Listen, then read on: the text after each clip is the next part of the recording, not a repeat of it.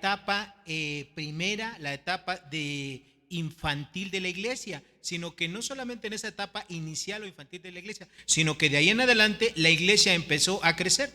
Así como un hombre, ¿verdad?, es pequeño. Cuando los niños están pequeños y que son varones, bueno, pues les ponemos su short, ¿verdad? Le ponemos pantalón corto. Pero conforme va creciendo, pues ya el hombre deja de utilizar shorts, ¿verdad? Digo, salvo que vaya a la playa o cosas así, pero deja de usar shorts. ¿Y qué usa normalmente? Pantalón, ¿verdad? ¿Por qué? Porque ya es un adulto. Lo mismo la iglesia. La iglesia utilizó ciertos dones dados por Dios en esa etapa primera, pero de ahí en adelante empezó a crecer, y ahora Dios dio otros dones que, como ya vimos, sustituyeron incluso a los primeros dones, y luego estos dones dejaron de ser vigentes, y Dios dio otros dones para la edificación y el crecimiento de la iglesia. ¿Y para qué dio Dios dones a los hombres? ¿Para qué los dio? ¿Para qué? Para ministrar, para edificación, ¿verdad? Para que los dones son para provecho de los demás hermanos. No son para mi provecho personal, son para provecho de la iglesia, de los demás cristianos, de los demás hermanos en la fe. Bueno, dicho lo anterior, nada más antes de entrar con el primer don, quisiera decirles que hay dos posturas dentro del mundo evangélico acerca de la permanencia o no de los dones. Una de esas posturas se llama continuismo. ¿Qué es el continuismo? Bueno, es aquella postura que dicen que no, que todos los dones, todos los que ya hemos estudiado hasta el momento, que esos siguen siendo vigentes, y que ellos piensan que el Espíritu Santo los dio, Dios los dio, y que van a continuar así hasta el día que venga el Señor Jesucristo. Bueno, esa es una postura que tienen algunas personas, que como nosotros ya hemos estado estudiando, hay toda una base bíblica para pensar que eso no es así. Y la otra postura se llama cesacionismo, es decir, que esos dones que ya hemos estudiado terminaron o cesaron, de acuerdo a lo que dice Primera de Corintios capítulo 13. Todo el capítulo 13 habla precisamente de eso, ¿verdad? De que iban a terminar los dones, la profecía, las lenguas, pero iban a continuar la fe, la esperanza y el amor. Y de esos tres, el más importante es el amor. ¿Ok? Bueno, no voy a hacer todo un tratado de esa parte porque me llevaría por lo menos unas 2 o 3 predicaciones más, pero ustedes quédense con eso, con que hay estas dos posturas. Nosotros los creyentes que tratamos de estudiar e interpretar la Biblia conforme Dios la ha dejado, creemos que los dones, todos los que ya hemos estudiado, dejaron de funcionar allá al término del primer siglo de nuestra era. Bueno, ahora vamos a empezar con el primer subgrupo o categoría de los dones permanentes.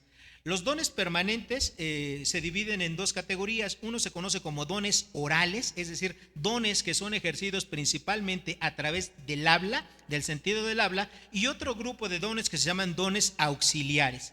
Vamos a empezar a ver los dones orales. Estos dones orales son el evangelismo, la enseñanza, pastor, maestro y la exhortación. Estos son los 4 dones que vamos a ver el día de hoy, si Dios nos permite. Estoy empezando más o menos a las 12:30. Yo creo que nos vamos a ir de aquí como a las 3 de la tarde, así es que espero que tengan tiempo. No es cierto, esperamos no tardarnos más de 1 hora para ver esto. ¿Ok? Bueno, vamos por favor a abrir nuestras Biblias en la carta de Pablo a los Efesios, capítulo número 4. Efesios capítulo 4, y vamos a leer el versículo 11. Dice así Dios en su palabra, y que este es un versículo que ya hemos leído en otras ocasiones, ahorita que estamos hablando de los dones. Dice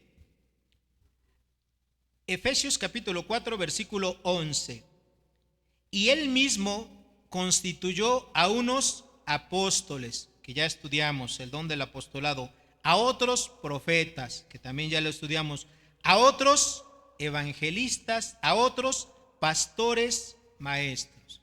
Y ahorita les voy a explicar por qué no dije esa letra I ahí en pastores, maestros. El primer don que menciona aquí la escritura es el don ¿de cuál? Del evangelismo. ¿Qué es el evangelismo? Bueno, este don es la capacidad sobrenatural dada por Dios para que una persona que posee este don pueda predicar poderosamente la palabra de Dios a las personas que no son creyentes. ¿Ok? En Efesios 4:11 leemos esto, ¿verdad? Y él mismo constituyó a unos apóstoles, a otros profetas, a otros evangelistas. Es decir, aquí en este caso, Pablo está hablando del don, no precisamente como lo mencionó antes, hablando exactamente del don, sino él lo está personificando en la gente, ¿verdad? En el creyente que ejercía el apostolado. Obviamente pues es un apóstol, ¿verdad? Y ese era el don del apostolado. El don de la profecía lo ejercía un profeta. Entonces aquí está usando Pablo personas para simbolizar el don, y a otro evangelistas. Evidentemente, si había un evangelista, quiere decir que hay un don del evangelismo. ¿Ok? Entonces aquí, para que ustedes lo tengan en mente esto, que Pablo estaba personificando los dones en personas. Ahora, en este versículo, Pablo menciona este don del evangelismo, y nosotros tenemos varias referencias de personas que fueron evangelistas. Uno de ellos es Felipe. Sí, Felipe, uno de los 7 diáconos que se menciona ahí en el libro de los Hechos, fue un hombre que tenía este don del evangelismo, y esto lo encontramos nosotros mencionado ahí en Hechos 21:8. Vayan conmigo, por favor, y ustedes verifiquen por sí mismos que lo que le estoy diciendo yo es correcto y que no es algo de la invención, ¿verdad?, que se le pudo ocurrir a alguien. Hechos capítulo 21, versículo 8. ¿Ya llegaron ahí? ¿Ya llegaron? Bueno, pues ahora me van a tener que esperar a mí un poquito porque ya llegué. ¿Ok? Dice: al otro día, saliendo Pablo y los que con él estábamos, fuimos a Cesarea, y entrando en casa de Felipe, ¿el qué? El evangelista, que era uno de los 7, posamos con él. Y tenía 4 hijas doncellas que profetizaban. ¿Se acuerdan? Ya habíamos leído ese versículo, ¿verdad? De que Felipe tenía hijas que profetizaban. Es decir, el don era de la profecía era tanto para hombres como para mujeres. ¿Ok? Bueno, entonces aquí se menciona de Felipe, y Felipe dice ahí era uno de los 7, es decir, de los 7 primeros diáconos que fueron establecidos por Dios y por los apóstoles ahí en la primera iglesia de Jerusalén. Y él, obviamente, al ser conocido como un evangelista, pues evidentemente tenía ese don y lo ejercía. Probablemente Felipe, mencionado aquí, este de diácono, él tenía una influencia griega, ¿verdad? Y obviamente eso le permitió que su ministerio del evangelismo se extendiera no solamente en Jerusalén, sino se extendiera hasta Samaria y en otros lugares, con personas incluso que no eran judíos. En Hechos capítulo número 8 encontramos a Felipe, ¿verdad? Primero, él le predicó a los samaritanos. No lo vamos a leer por cuestión de tiempo, pero él le predicó a los samaritanos. Ahí en Hechos capítulo 4, de los versículos 4 a 25, encontramos esa labor. Felipe estuvo predicando, ¿verdad?, a los samaritanos, que era una región cercana a Jerusalén, y él ahí estuvo ejerciendo su ministerio ahí con mucho éxito, porque se convertían las personas. ¿Okay? Eso es algo de lo que era más importante. Felipe tuvo un ministerio corto, pero muy exitoso. También conocemos a este hombre Felipe cuando él predicó de una manera individual. Ahí en Hechos capítulo 8, pero en los versículos 26 al 29, encontramos que él, ¿verdad?, encontró a un hombre, un etíope, que iba leyendo el libro de Isaías en su carro, pero no le entendía. Y entonces Felipe se acercó. Estoy platicándoselos para no leer todo el pasaje. Felipe se acercó, le preguntó: ¿qué estás leyendo? Isaías. Y dice: ¿entiendes lo que estás leyendo? Y dice: no, pues ¿cómo lo voy a entender si no hay quien me lo explique? ¿Y qué hizo Felipe? Le explicó Isaías y le predicó el evangelio. Este hombre etíope se bajó de su carro, pasaron por ahí, vieron unas aguas y lo bautizó. Entonces, el ministerio de Felipe es un ministerio oral, es un ministerio hacia afuera. Y eso es lo que Dios dota con este don del evangelismo, no solamente en aquel tiempo, sino hoy en día. Es un don vigente, es un don que se requiere para que las iglesias estén creciendo, creciendo, creciendo y creciendo. Es un ministerio hacia afuera. Aunque obviamente las personas que tienen este don trabajan principalmente con personas no creyentes, pero estas personas tienen que estar arropadas y cobijadas dentro de una iglesia, porque esas personas que ganen para Cristo, pues ellos inclusive deben de empezar a discipularlos y después dejarlo en las manos de una persona que puede ser una persona que tenga un don que se conoce como el don de la enseñanza, para que lo siga discipulando. Pero ellos son los principales, son los que empiezan a abrir campo, ¿ok? Donde no hay iglesias. Una persona que ejerce el don del evangelismo no tiene garantizado que al 100% de las personas que le predique se van a convertir a Cristo, pero sí va a tener cierto éxito, ¿ok? El don de Felipe, como yo les mencioné, funcionaba de dos maneras: para hablarle así en grupo a personas y también para hablar a personas de manera individual. Ustedes lo tienen ahí en la ilustración. Ahí está una persona que le está predicando a uno, pero también hay personas que pueden predicar masivamente a las personas, ¿ok? El trabajo, la labor que hace una persona que tiene el don del evangelismo es muy, pero muy importante, porque parte de ese trabajo va a depender el crecimiento de la iglesia. Yo preguntaría, ¿aquí habrá algún hermano que tenga el don del evangelismo? ¿Alguien considera que tiene ese don del evangelismo? ¿No tenemos aquí ningún evangelista? ¿Nadie? Muy bien. Bueno, esa es una aplicación muy importante. La Biblia nos dice que allá en 2 de Timoteo 4:5, ahí a ese sí les voy a pedir que vayan conmigo. 2 de Timoteo capítulo 4 versículo 5 nos dice lo siguiente. Le dijo Pablo a Timoteo. 2 de Timoteo capítulo 4 versículo 5. Pero tú sé sobrio en todo, soporta las aflicciones, haz obra de evangelista, cumple tu ministerio. La Biblia no menciona que ese joven pastor de 40 años llamado Timoteo, que estaba establecido y haciendo su trabajo de pastor allá en la iglesia de Éfeso, él tuviese ese don. Pero ¿qué le dice Pablo? Haz obra de evangelista. O sea, el que nosotros debamos predicar el evangelio es un mandamiento y es un privilegio para todos. O sea, todos los cristianos tenemos que predicar el evangelio. Todos los cristianos, no hay excepción. Obviamente, aquellos que sí tengan el don del evangelismo, pues van a tener un ministerio más eficaz. ¿Por qué? Porque es un don, es una capacidad sobrenatural que Dios le dio a esa persona. Evidentemente, bueno, pues aquí tenemos algunos de los misioneros. Por ejemplo, la familia Handal, seguramente el hermano Handal debe tener ese don para estar trabajando de misionero. Y cualquier persona que sea un misionero debiese de tener ese don, ¿okay? El don del evangelismo. Por eso sienten ese llamado que solamente ellos lo pueden sentir. No lo sienten todos. Y a pesar de que no seamos misioneros, todos tenemos que predicar ¿qué? El evangelio. Entonces, por lo tanto, como todavía hay gente en el mundo que necesita conocer a Cristo Jesús, no solamente hace 1900 años en la primera iglesia, sino también ahora, este don es un don que se conoce como un don vigente o permanente. ¿Okay? Bueno, siguiente don. Don de la enseñanza. Si pueden cambiar, ahí está, ya me ganaron. Bueno, vayan conmigo por favor a la carta de Pablo a los Romanos, capítulo 12, versículos 3 al 8. Aquí en este versículo encontramos otra lista de los dones espirituales. ¿Okay? Romanos capítulo 12, versículos 3 al 8. ¿Okay? Dice así Pablo, inspirado por Dios, Romanos capítulo 12, versículo 3. Digo, pues, por la gracia que me es dada, a cada cual que está entre vosotros, que no tenga más alto concepto de sí, sino el que debe de tener, sino que piense de sí con cordura, conforme a la medida de la fe que Dios repartió a cada uno.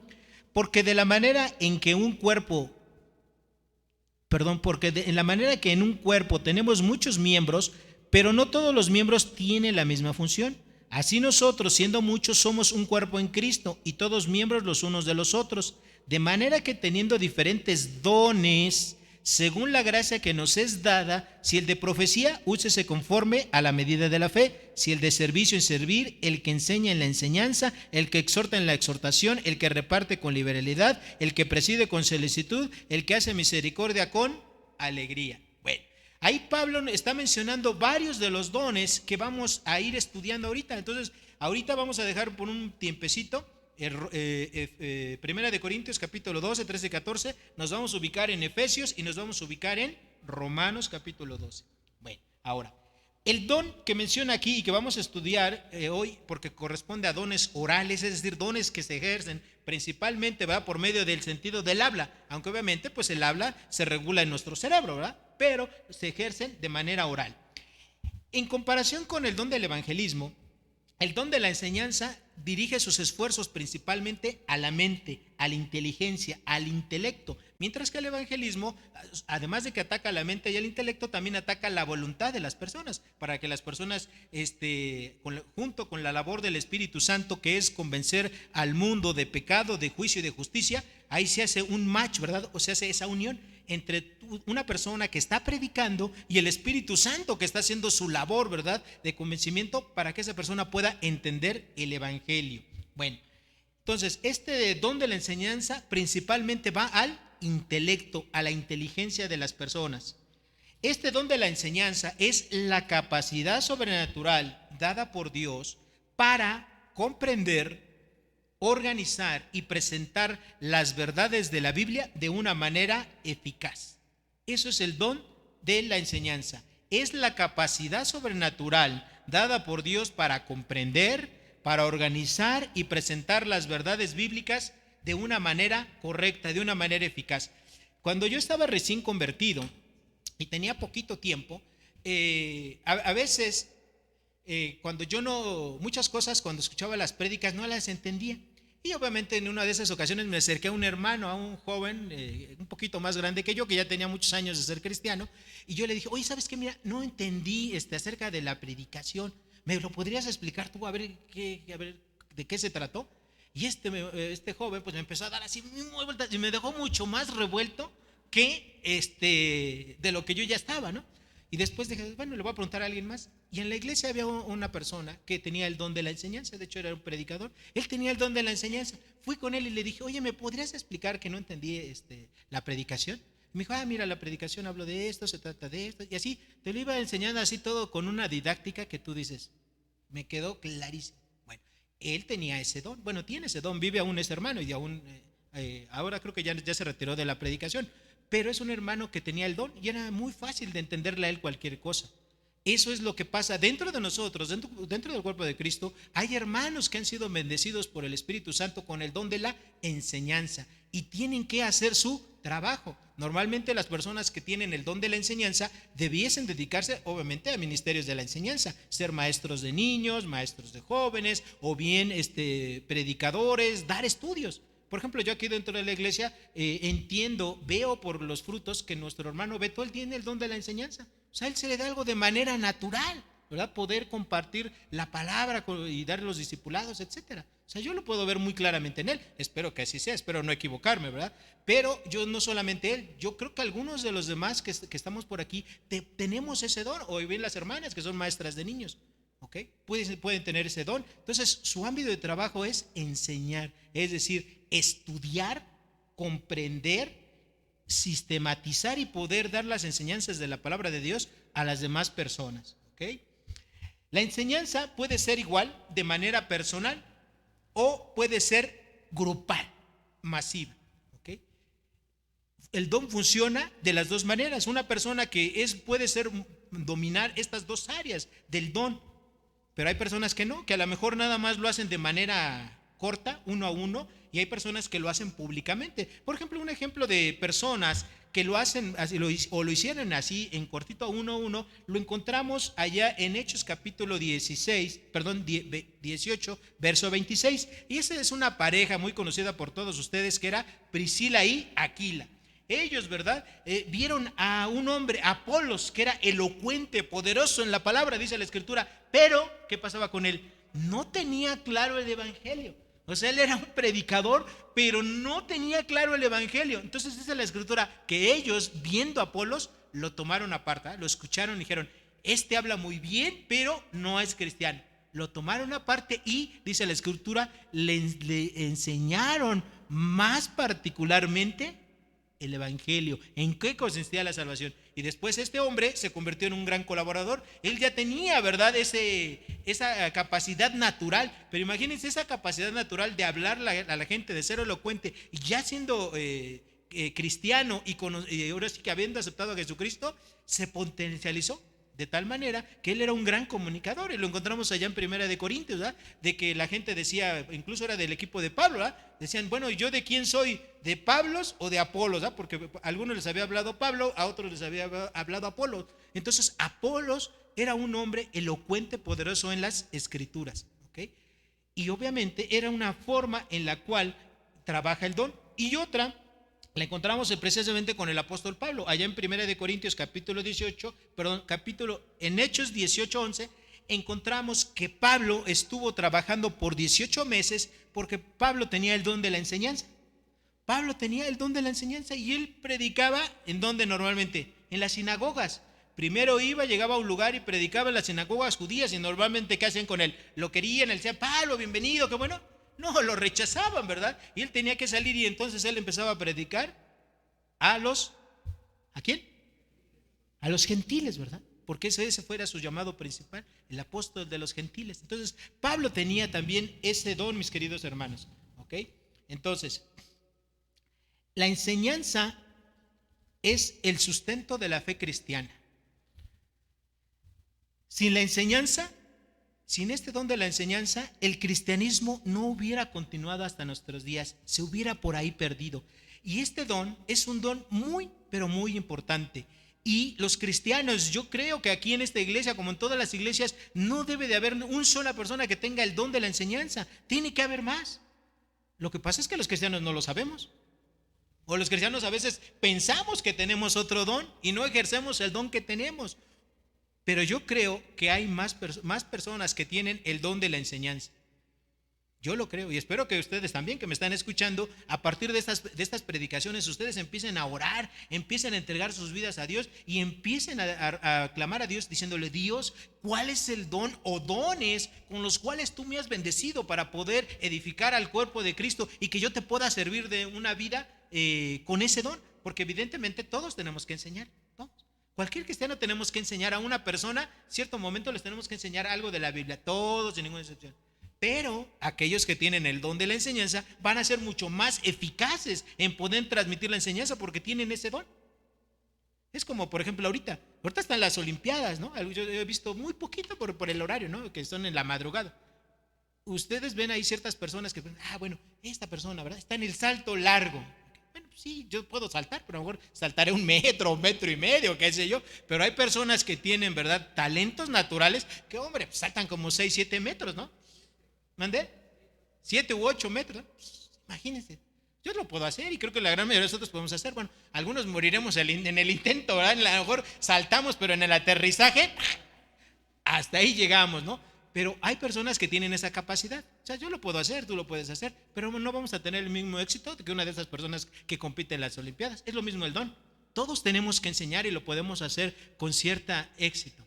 Pero una persona que ha sido capacitada por Dios con este don lo va a hacer mucho mejor que cualquiera de nosotros. ¿Okay? Bueno.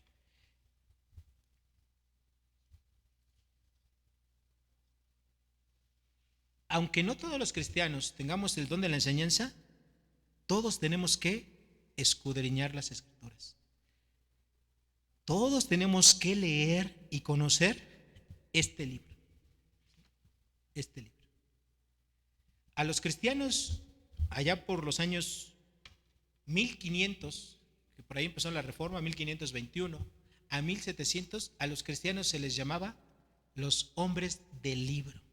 ¿Por qué? Porque ellos tenían un libro básico, ¿sí? Un libro que conocían, un libro que dominaban, un libro que amaban, que atesoraban. Fíjense que hoy en día, y eso es una convicción personal, no los puedo decir que sea un mandamiento, pero mi convicción personal es seguir utilizando una Biblia impresa. Tengo mi celular y tengo una tableta y ahí puedo hacer lo mismo que hago. Pero ¿por qué sigo utilizando una Biblia? Primero porque la Biblia tiene muchas ventajas sobre los medios digitales. La primera de ellas es que no daña mis ojos. Toda la cantidad de luz azul que estamos recibiendo cuando lo estamos haciendo en un celular o en una tableta, eso daña mis ojos, los perjudica. Si de por sí yo ya a mi edad tengo miopía, astigmatismo y no sé cuántas cosas más, con más luz que le entra a mis ojos los voy a seguir dañando. Lo segundo es que el papel, al tener contacto nosotros con el papel, es algo que a nosotros nos debe de llegar por lógica a escribir algo. Y cuando yo leo la palabra, ustedes pueden ver mi Biblia, está subrayada, tiene notas, tiene post-it, tiene muchas cosas. ¿Por qué? Porque de lo que yo leo y estudio y entiendo, lo anoto. Y eso me sirve para una predicación más adelante, para un comentario, para algo. Pues obviamente eso también, también lo puede hacer en una tableta, pero a mí me gusta hacerlo en papel. Cuando yo escribo las cosas que leo, tengo más posibilidades de recordarlos, de memorizarlo, y un día de la vida me va a ser útil. Y bueno, no es la predicación de eso, pero yo prefiero una Biblia así, de papel. Incluso cuando voy a predicar a personas que no son creyentes, saco la Biblia para que ellos vean que lo que yo les estoy diciendo no es de mi ronco pecho, que no es la idea de Javier Coli, no, que esto que les estoy diciendo viene de la Biblia. Porque les voy a decir algo. Hoy en día, cada vez hay más incredulidad en la gente. Cada día, toda la información que se tiene del internet, de la publicidad, de la tele, de todos, todo eso tiene, o la gente le da más peso a la autoridad que tiene la palabra de Dios. Entonces la gente tiene que ver que nosotros tenemos una autoridad en la cual nos estamos basando, que es la autoridad es de la palabra de Dios escrita, y que no es algo de mi ronco pecho. Cuando estuviéramos en un país, ¿verdad?, donde no se puede traer Biblias y todo eso, pues entonces sí tendría que hacerlo. Pero mientras se pueda hacer en nuestro país, hermanos, creo que debemos seguir haciéndolo. Bueno, regresemos ahora para ver el siguiente don a Efesios capítulo 4, versículo 11. Efesios capítulo 4, versículo 11, que Pablo dice, inspirado por Dios, lo siguiente: y él mismo constituyó a unos apóstoles, que ya estudiamos, a otros profetas, a otros evangelistas, que acabamos de estudiar, y a otros pastores, maestros. Ustedes pueden decir, bueno, ¿por qué no menciona la I que está ahí, ahí en la escritura? Bueno, queridos hermanos, si ustedes tuvieran una Biblia interlineal o una copia de un manuscrito de la escritura, van a encontrar que esa I no existe, o sea, que esa I no aparece. Esa I que está ahí se para pensando en que son dos dones, ¿sí?, de los que está hablando Pablo, cuando en realidad es un solo don. Pastor, maestro, es un solo don. Es una persona que ejerce un don, y ese don se llama pastor maestro. Bueno, el don de pastor maestro está relacionado con la enseñanza, pero es muchísimo más amplio que la enseñanza. El don de pastor maestro es la capacidad sobrenatural dada por Dios a ciertos creyentes, no solamente para enseñar, sino agrega un elemento bien importante: el amor y cuidado para las personas. ¿Okay? El amor y cuidado para las personas. Que a diferencia de una persona que solamente tiene el don de la enseñanza, no tiene este don, no tiene esta parte de este don. El don de pastor maestro va mucho más lejos de enseñar, porque a él no solamente le importa enseñar, sino le importa realmente la gente, las personas que han sido puestas bajo su cuidado. Vayan conmigo, por favor, al libro de los Hechos, capítulo número 20. Hechos capítulo número 20, y vamos a leer el versículo 28, y para no gastar tanto tiempo, porque ya veo aquí que el reloj es mi enemigo principal. Hechos capítulo 20, versículos 28. Les voy a platicar rápidamente el contexto y luego vamos a leer este precioso versículo. Pablo, él se va a ir a Jerusalén, y cuando se va a Jerusalén, él sabe, ¿verdad? Y ahí lo menciona este versículo, dice que no van a volver a ver su rostro de él. Él está juntando a los ancianos, es decir, a los pastores, ¿verdad?, de las iglesias de Éfeso, que fueron varias iglesias locales. Los está juntando, los está reuniendo, porque se está despidiendo de ellos. Ellos no lo saben, pero Pablo sí lo sabe y se los dice: ustedes nunca más van a volver a ver mi rostro. ¿Y qué les dice Pablo a estos pastores? Hechos capítulo 20, versículo 28.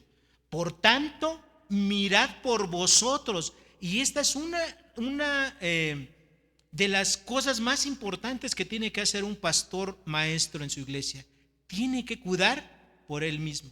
O sea, un pastor maestro, aunque obviamente depende de igual, o mejor dicho, es interdependiente con las personas de una iglesia, su primer trabajo es cuidar de él mismo. ¿Okay? El pastor maestro sí, evidentemente se va a alimentar de enseñanzas de otras personas, etcétera, de él mismo con la escritura, pero su cuidado primario es para él. Segundo, dice: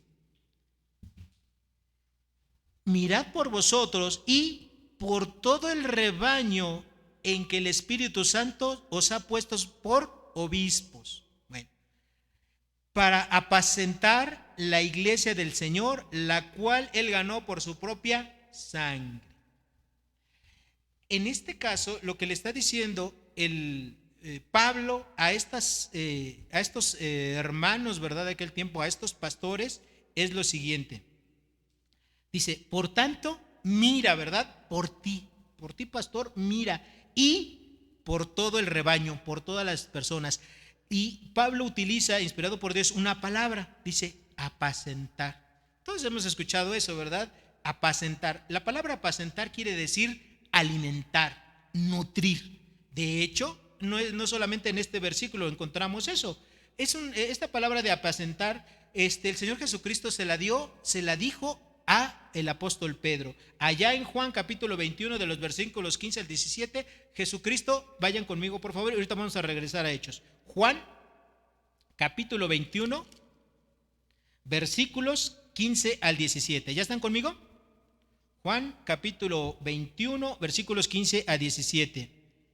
Dijo, vamos desde el 15 para que entendamos todo el contexto. Dice: cuando hubieron comido, Jesús dijo a Simón Pedro: Simón, hijo de Jonás, ¿me amas más que a estos? Le respondió: sí, Señor, tú sabes que te amo. Él le dijo: apacienta mis corderos. Volvió a decirle la segunda vez: Simón, hijo de Jonás, ¿me amas? Pedro le respondió: sí, Señor, tú sabes que te amo. Le dijo: pastorea mis ovejas. Le dijo la tercera vez: Simón, hijo de Jonás, ¿me amas? Pedro se entristeció de que le dijese la tercera vez: ¿me amas? Y él le respondió: Señor, tú sabes todo, tú sabes que te amo. Jesús le dijo: apacienta mis ovejas. Las personas que tienen el don de pastor maestro van a tener un amor muy especial por las ovejas que han sido puestas a su cuidado. Y eso es algo que mucha gente no puede comprender. Que ese amor que puede tener una persona que tenga el don de pastor maestro por la gente es un amor diferente, es un amor que él no lo tuvo desde que nació en Cristo Jesús, o desde que nació como ser humano, sino que es un amor especial que Dios le puso. ¿Por qué? Porque Dios quiere utilizar a esa persona para edificar, enseñar a las personas, pero también para cuidarlas, para amarlas, para preocuparse por ellas. El don de pastor maestro, que vamos a regresar a Hechos capítulo 20, versículo 28. Pablo le dijo a estos pastores, ¿verdad? Por tanto, mirad por vosotros y por todo el rebaño que el Espíritu Santo os ha puesto por obispos. La palabra que aquí se traduce como obispo al castellano, esta palabra quiere decir una persona que ve por encima de los demás, que ve algún peligro, que ve alguna situación que puede afectar a las personas o a toda su iglesia. Eso es lo que quiere decir la palabra obispo. Es una persona que ve como un supervisor, pero no porque sea tu jefe, sino porque está viendo lo que puede ocurrir si tú haces o dejas de hacer algo que Dios manda en su palabra. Dice, para apacentar, es decir, para alimentar la iglesia del Señor, la cual Él ganó por su propia sangre. Una persona que tiene el don de pastor maestro es una persona que sabe que él no es el dueño de la iglesia, ¿sí? Que él no es el jefe de esa iglesia, que él es el servidor de esa iglesia y sabe perfectamente que él no puede tener señorío, ni dominar, ni gobernar, ni utilizar el don que Dios le ha dado para un beneficio personal.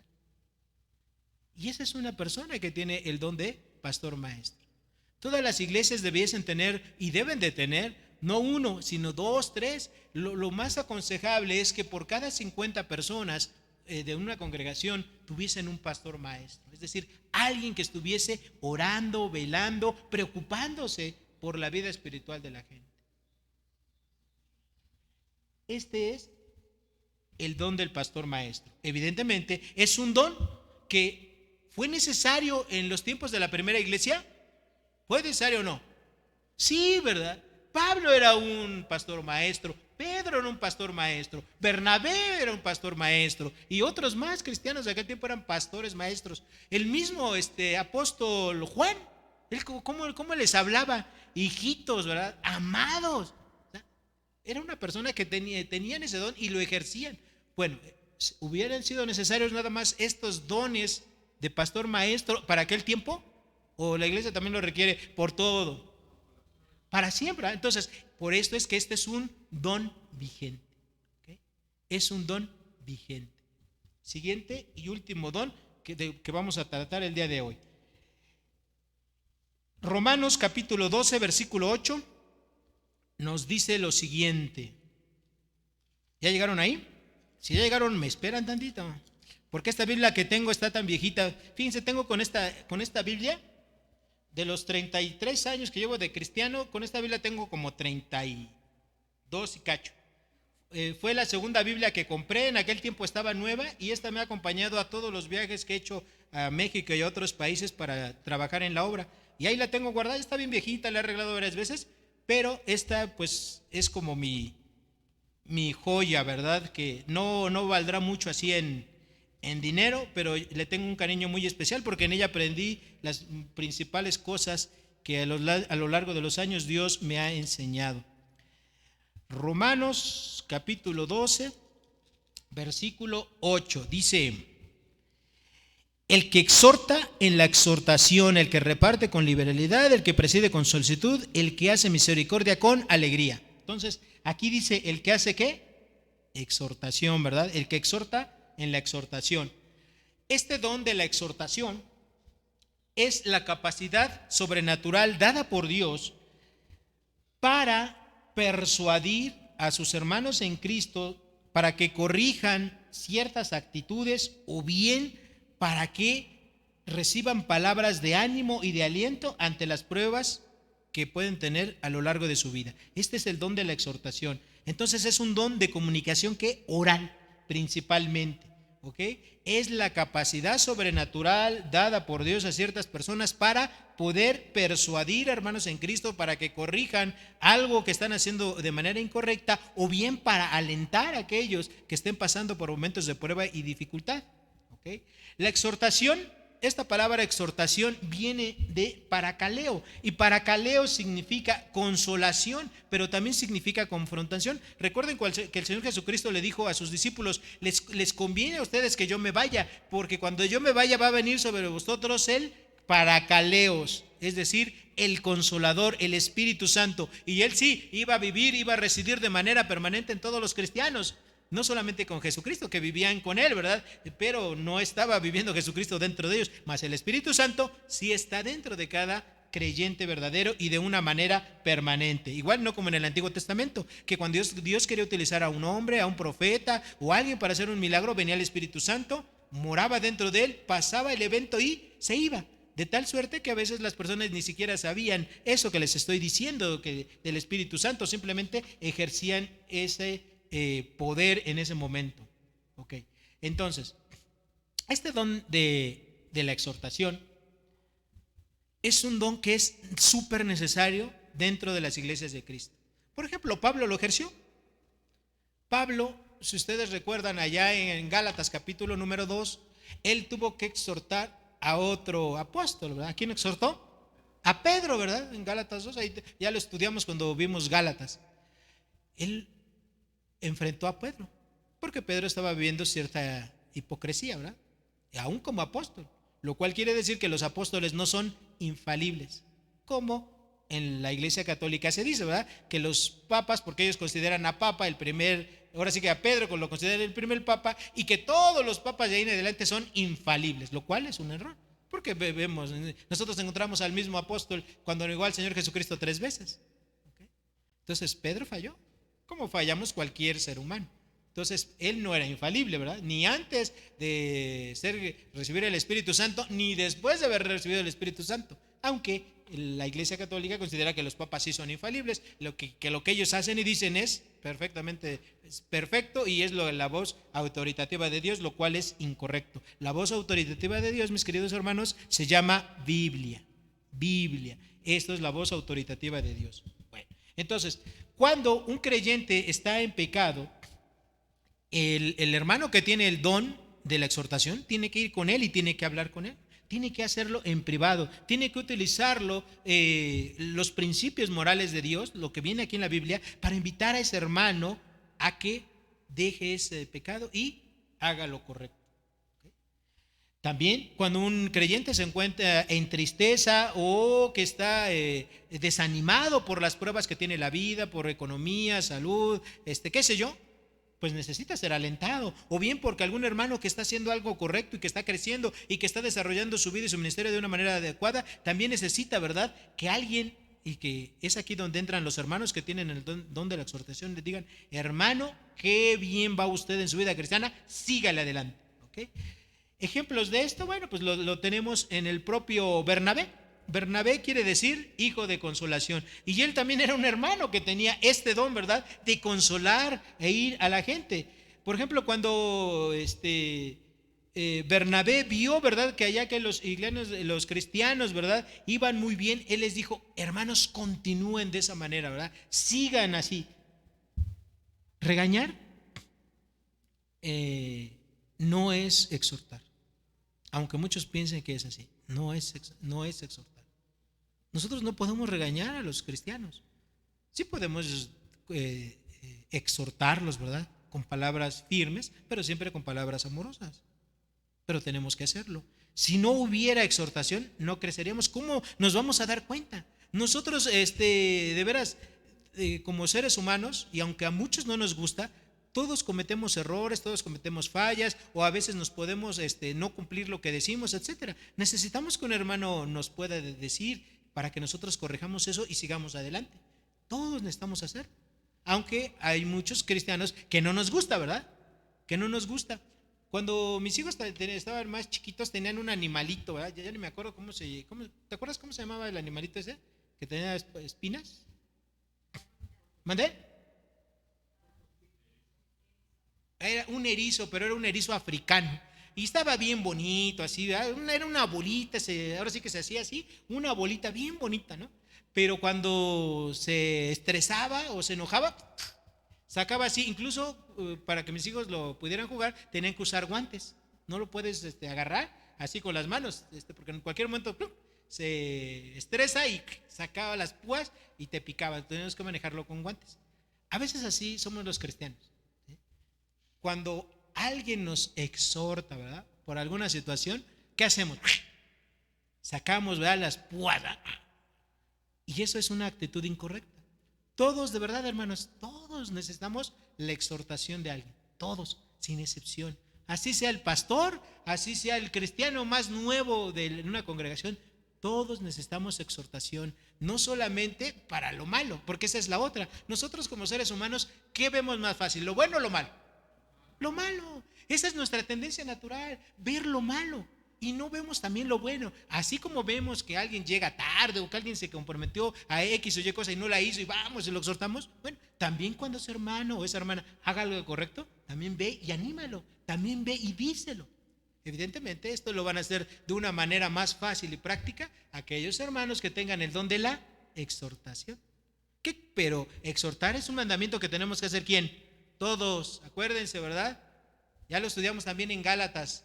Hermanos, vosotros que sois espirituales, ¿qué dice? Si ves alguno en alguna falta, ¿qué tienes que hacer? ¿Dejarlo y que se amuele? No, tienes que ir, ¿verdad?, con él con espíritu de mansedumbre, considerándote a ti mismo, ¿verdad? No sea que tú también estés cometiendo el mismo pecado, la misma falta. Entonces tenemos que hacerlo.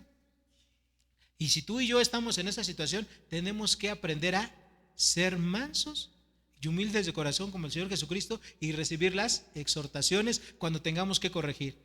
Y también cuando necesitemos palabras de aliento, también tenemos que ir y hacérselas saber a ese hermano que está pasando por prueba, que está pasando por necesidad o simplemente está haciendo las cosas bien. También necesitas decírselo. No necesitas esperar que alguien haga algo incorrecto, algo malo, para ir y exhortar. También la exhortación incluye palabras de aliento. De hecho, es un mandamiento: animaos los unos a los otros. ¿Okay? Allá en Hebreos 10:25 tenemos que exhortarnos a no dejar de congregarnos como algunos tienen por costumbre. Digo, aunque obviamente ahorita bajo el contexto de la pandemia pues se entiende, ¿no? Pero va a llegar un momento en el cual pues ya tengamos que todos regresar, ¿verdad?, a poder hacerlo. ¿Okay? Tenemos que hacerlo. Tenemos que congregarnos, tenemos que volver a tomar nuestros estudios. Hermanos, el cristiano vive por fe y no por vista. Y eso es lo que tenemos que hacer, confiando en el cuidado y en la protección que Dios tiene para mi vida. ¿Okay? Aunque el don de la fe lo vamos a ver de una manera posterior. Conclusión. Hermanos, tenemos que recordar que el plan de Dios para su iglesia no es la independencia. No es decir, bueno, yo pertenezco a la iglesia Roca de Vida, pero hago, vivo y trabajo de una manera independiente y como dicen por ahí, no me ve ni el polvo aquí. No, sino es la interdependencia. Dependemos los unos de los otros, todos juntos para ir creciendo e ir edificándonos en el amor. En la medida que yo ejerzo mis dones, hago que los demás crezcan. En la medida que los demás ejercen sus dones, yo crezco. Y ese es el plan que Dios tiene para la iglesia. Y de esa manera la iglesia va a poder cumplir la misión. No solamente edificarse y crecer, sino alcanzar a todas las personas que no conocen del Evangelio de Cristo, precisamente con el Evangelio, para que vengan y formen parte de la iglesia. Hermanos, el tiempo es corto. Hace rato decía Javier en un comentario, hermanos, hoy es el primer domingo de agosto, ya pasaron 7 meses completitos. Hermanos, pues así es la vida de rápida. Cuando menos te das cuenta, dejas de ser un niño y ya eres un joven. Cuando menos te das cuenta, dejas de ser joven y ya eres un adulto joven. Te casas, tienes hijos. Al rato tus hijos se van a casar y van a tener sus hijos. Y tú vas a ser un hombre de 50, 60, 70 años.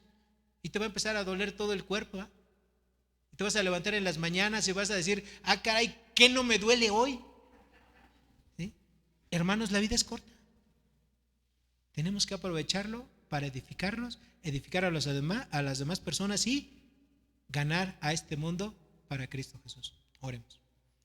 Padre Santo, gracias te damos por tu palabra. Gracias porque tú nos has dado estos dones, Señor, para la edificación del cuerpo de Cristo. Señor, tú quieres que los ejerzamos, Señor, como tú dices en tu palabra, de una manera generosa, de una manera correcta, haciendo a un lado, Señor, nuestro propio orgullo, nuestra propia carne, Señor, nuestra propia vanagloria. Ayúdanos, Señor, fortalécenos para poder ejercer nuestros dones de la manera correcta y poder edificar a nuestra iglesia, que crezcamos todos juntos y así dar buen testimonio al mundo y ganarlo, Señor, para ti, solamente para tu gloria y para tu honra. En el nombre precioso de Cristo Jesús, te pedimos todo esto y te lo agradecemos de antemano. Amén, Padre, y amén. Mis queridos hermanos, que Dios les bendiga y nos vemos, si Dios lo permite, la próxima semana con el último tema de los dones.